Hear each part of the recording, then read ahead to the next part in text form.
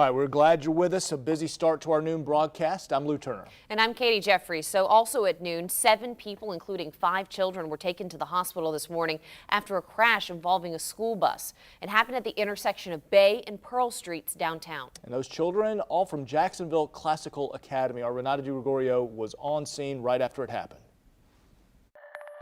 This is the car that crashed right through this fence on Bay Street after being involved in a crash with this school bus, sending 7 people to the hospital.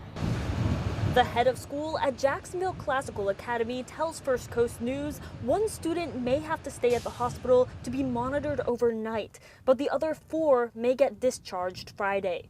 The school contracts third-party buses. The school bus damaged on its side, apparently where it went up against this concrete cylinder that has yellow paint on it.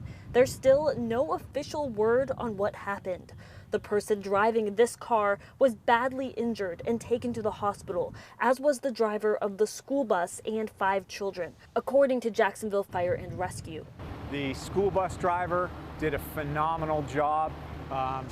Went right between those 2 posts that you see behind me, avoided any major collision. Jacksonville Classical Academy head of school David Withon says in a statement the extent of the students' injuries did not seem to be severe, that they appreciate well wishes, and that their prayers are with the person in the other vehicle. I'm Renata DiGregorio, First Coast News, on your side.